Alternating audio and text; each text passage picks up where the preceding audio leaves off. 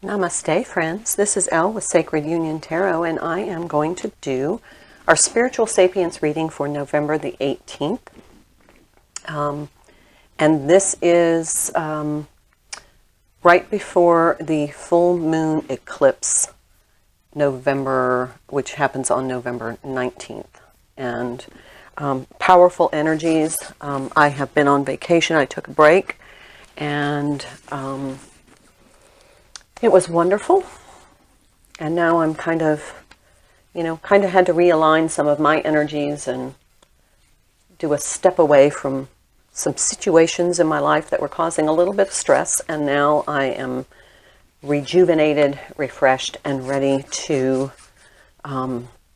get back to bringing forth these messages for you. So, thank you. If you...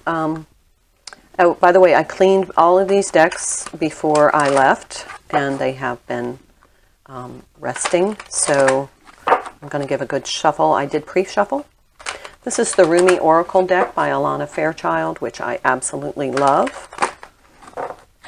And let's find out how the energies are aligning and what advice we need for this intense lunar eclipse, full moon lunar eclipse in Taurus.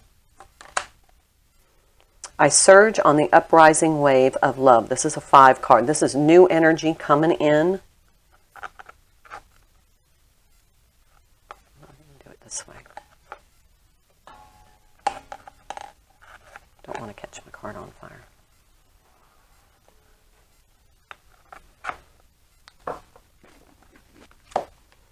So number 5 card. 5s are changes, so new changes. Full moons are about releasing, but this is an intense energy coming in. My life can be summed up in 3 accounts. I was raw, I was cooked, and I was burned. Not a very happy card, but it's transformation. This is like the rise of the phoenix. Greater forces of planetary movements affect us all. We experience day and night through the interplay of Earth, Sun, and Moon. There's a profound and obvious effect. The movements of the cosmos affect us deeply, body and soul. Some movements are perhaps less obvious in form, but are just as great, if not more so, in effect on our spiritual growth and life experiences. You are going through a cycle, or very soon will be, by which you will be moved by forces greater than your own personal will. That is the full moon lunar eclipse. This is a karmic period, a time during which the movements of the greater planetary bodies will have an impact on the earth and humanity. This is the way of things. Greater cycles affecting smaller ones. The smaller ones are not less important, but they do not bow to the power of the great, in oneness with the magnificent unfolding divinity that is life itself.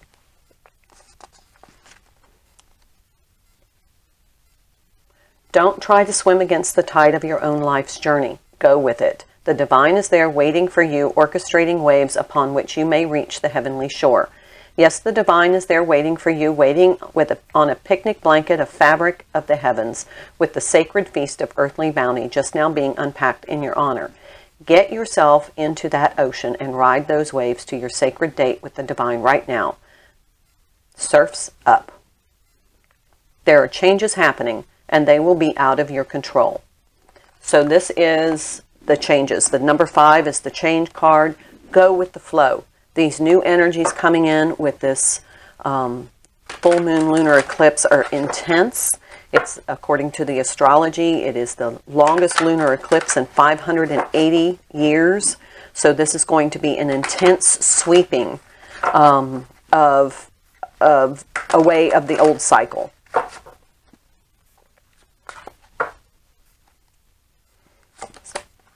The devil. This came up in the reading I just did for November 18th, so check that out. This is the toxic karmic cycle. This is the karma.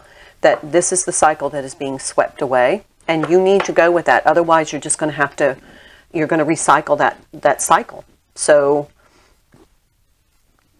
allow whatever it is that is no longer serving you to be released during this full moon lunation.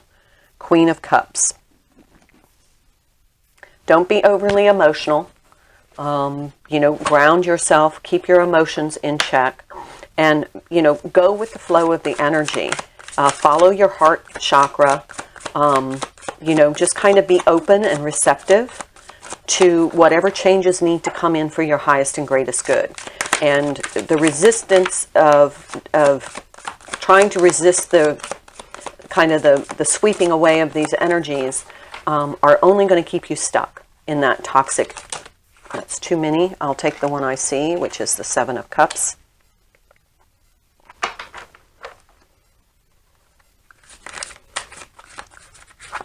Allow what is meant for your highest and greatest good to come in.